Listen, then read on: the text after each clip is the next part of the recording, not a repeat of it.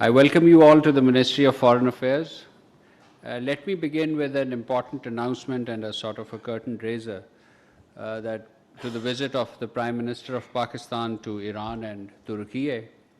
The Prime Minister, His Excellency Mr. Mohammad Shahbaz Sharif, will undertake an official visit to the Islamic Republic of Iran and the Republic of Turkey from 3rd to 5th July 2026. He will be accompanied by the Deputy Prime Minister and the Foreign Minister, Senator Mohammad Ishaq Dar, and other cabinet ministers and senior officials. Prime Minister Mohammad Shahbaz Sharif will travel to Iran first to participate in the funeral ceremony of the late Supreme Leader, His Eminence Ayatollah Sayyid Ali Khamenei. The Prime Minister will convey condolences on behalf of the people and the government of Pakistan to the Iranian leadership and the bereaved families, while reaffirming solidarity with the brotherly nation in their hour of profound grief. Prime Minister will also proceed to Istanbul, Turkey, at the invitation of the President of Turkey, His Excellency Recep Tayyip Erdogan. He will hold discussions on the entire gamut of the bilateral relation with a special focus on giving impetus to bilateral trade and investment cooperation between the two brotherly countries. The leadership meeting will also reflect on issues concerning regional peace and security. During his stay in Istanbul, the Prime Minister will also address a business conference being hosted by Pakistan to spotlight Pakistan's trade and investment potential in priority areas, including the SEZs, energy, trade, IT, and privatization sectors. The conference will bring together leading Turkish businessmen and investors alongside senior officials, dignitaries, and other distinguished participants from the business community. The Prime Minister's visit to Iran and Turkey reflect Pakistan's deep-rooted historical, cultural, and fraternal ties with the two brotherly nations.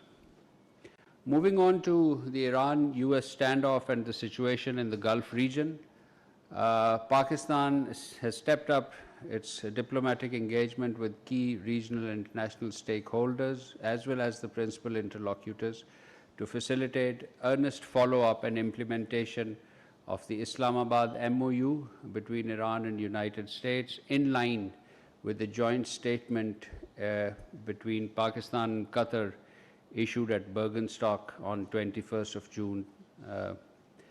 In this regard, Pakistan and Qatar engaged with the relevant parties in Doha yesterday and held separate meetings with the US and Iran negotiators in Doha. And these culminated late hours tonight, in fact, well today into the morning. I would like to highlight three specific points. One, about these Doha talks. One, there was positive progress made on issues related to the different aspects of the Islamabad MOU building on the Lake Lucerne summit. Two, parties agreed to continue discussion over the coming period. And three, next meeting to be set at the earliest possible time following the funeral procession of the former Iranian Supreme Leader. So we'll continue to play a facilitative and mediatory role in the negotiation process along with our Qatari partners. Deputy Prime Minister and Foreign Minister Senator Mohammad Ishaq Dar also continued with his high-level consultations and telephone conversation, a series of which were held this week with the foreign ministers of Saudi Arabia, China, Bahrain, Iran. He also spoke with the British Foreign Secretary and the European Union's High Representative for Foreign Affairs and Security Policy. Ladies and gentlemen, you all covered the seminar that was held at Jinnah Convention Center yesterday, titled Indus Water Treaty, an Instrument of Peace and Regional Stability. There was attendance from political leaders, legal experts, international scholars, members of the diplomatic corps, civil society, and of course the media was also present there. The participants in general called for upholding the treaty. They rejected weaponization of water and urged to settle disputes through established legal and diplomatic mechanisms rather than unilateral actions. They warned that any attempt to deprive the country of its shared water would have profound consequences for regional peace and security. The Deputy Prime Minister, Foreign Minister, Senator Muhammad Ishaq Dar also spoke on this occasion, and his media covered his statement. The statement is also available on the website, but let me just recall that he said that the six-decade-old Indus Water Treaty could not be suspended or terminated under any pretext, and this is, the abeyance is quote-unquote illegal, unilateral, and without any basis. And he added that Pakistan unequivocally rejected this so-called abeyance.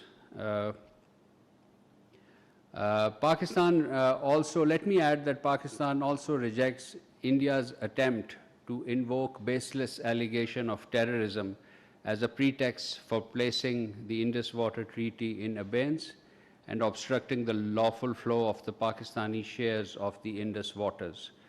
The real issue is not terrorism. Let this be very clear.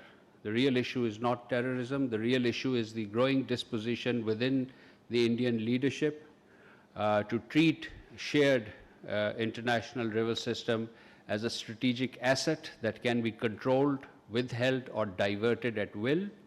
This mindset of unilateral appropriation is fundamentally incompatible with letters and spirit of not just the international law, but also the Indus Water Treaty itself. Water is not a tool of coercion or political pressure. Any attempt to deny Pakistan its legitimate share of Indus water constitute a clear violation of the international legal obligations that India has undertaken and undermines India's credibility of its commitment to a treaty-based relationship. Moving on to safe arrival of 22 crew members that were Iranian crew members of a marine vessel. The DPM Foreign Minister made this announcement about the safe arrival of 22 crew members in Karachi. They were from Iran and basically were handed over onwards. Pakistan will continue to facilitate the early repatriation and of these Iranians held, on different ships who have been interdicted.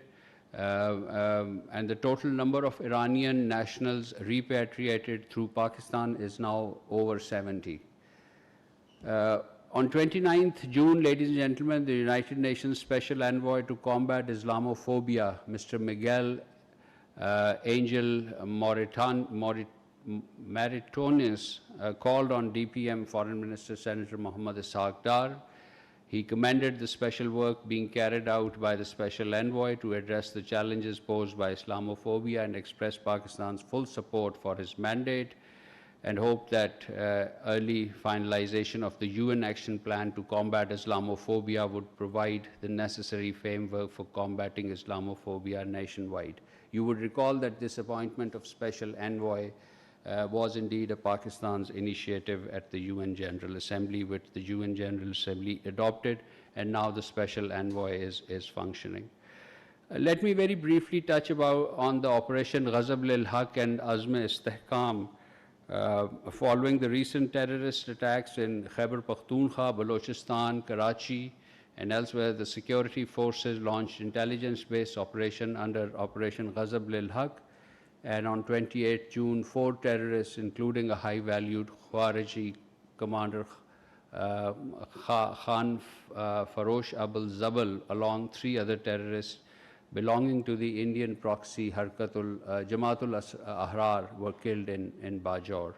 Pakistan reaffirms its commitment to eliminating terrorism while ensuring national security. Pakistan has always strived to maintain peace and stability in the region region, and at the same time, we will not compromise on the safety and security of our citizens, which remains the highest priority. So in the same vein, on the 29th June, the Afghan Charge Affairs was summoned to the Ministry of Foreign Affairs, and a strong démarche was issued regarding the Karachi terrorist attack. A similar démarche was handed over by Pakistan's Ambassador Ubaidur Rahman Nizamani in Kabul to Afghan Ministry of Foreign Affairs. These démarches were issued in light of the fact that Afghan nationals, including one apprehended alive, participated in the terrorist attack, proving yet again that Afghan soil and Afghan nationals continue to be used to orchestrate terrorist attacks inside Pakistan. Moreover, the Interior Ministry has issued a directive to immediately arrest any Afghan national found residing in Pakistan without a valid visa or resident document, and we will earnestly implement this. Finally, ladies and gentlemen, Pakistan's membership to the International Olive Council, this is an important body of olive-producing countries to which Pakistan has joined. Formally, we took our seat as a permanent member of the International Olive Council for the first time during the first 123rd session of the Council held in Lisbon, Portugal, marking a significant milestone in the country's growing olive sector. The Minister for Food and National Security and Research, Rana Tahir Hussain, led a Pakistani delegation to the meeting, and following Pakistan's accession to the International Olive Council, we were invited to participate in this session. This council comprises 27 other olive-producing member states, and we look forward to conducting what we call the olive diplomacy from here on, basically enhancing the production of olive and making it exportable commodity for our growers. And this will be an important addendum to our economic sector. So with these remarks, ladies and gentlemen, I'll conclude my opening statement and open the floor for any question answers. Ji Paracha sir.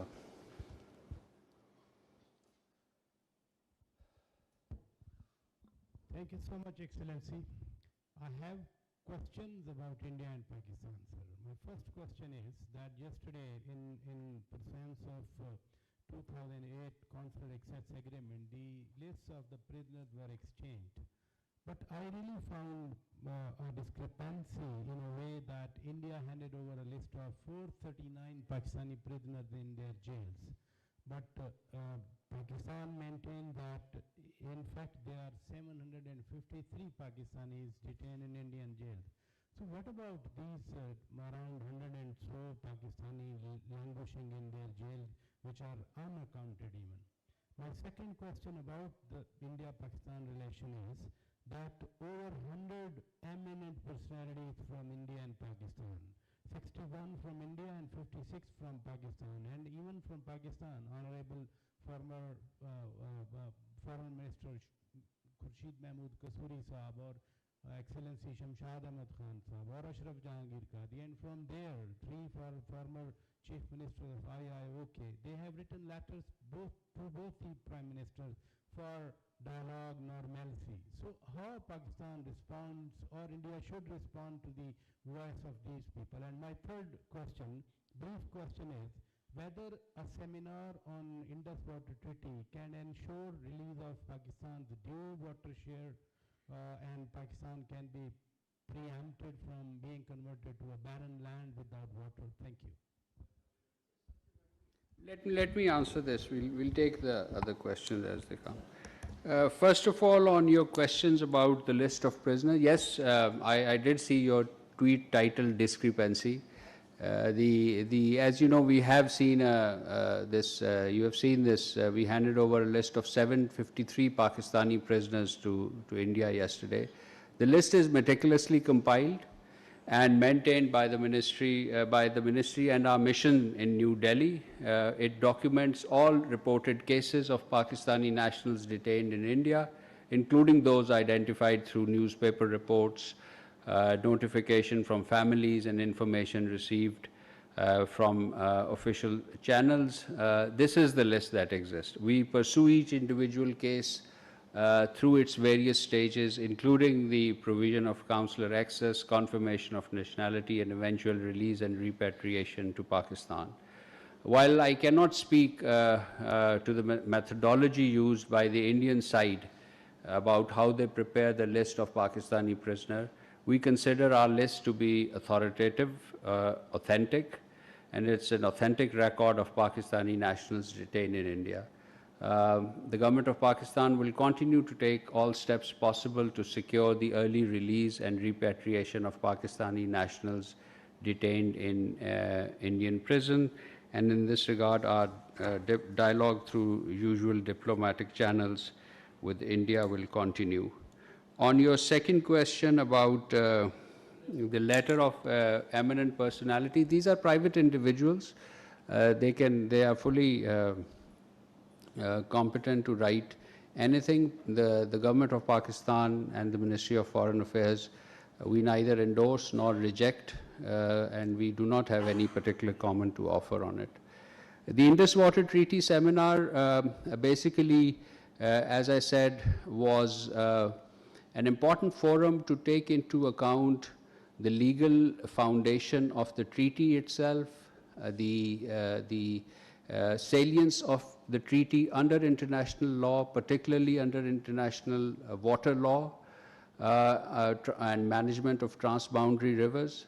And it underscored the wider dimensions of the Indus Water Treaty, which first of all is its hydrological dimension. The second is its dimension as an issue of human rights and humanitarian issue. You know, the river waters emerge or have a major catchment area in the Indian illegally occupied Jammu and Kashmir. So it has that dimension, and what was highlighted was also its dimensions in terms of peace and security, the wider implication of the blockade of this treaty and its implications for the regional peace and security. This added to the repository of knowledge that we have on this subject and the discourse that is available on this subject. So in that sense, the seminar was immensely enriching. And as far as your comment about the converting Pakistan into a barren land, no country can do that. No, not India, not any other country has power to do that. And I don't think we should talk in the sense of barrening Pakistan. Mashallah, we are strong enough to prevent any catastrophe of this nature to happen. Thank you.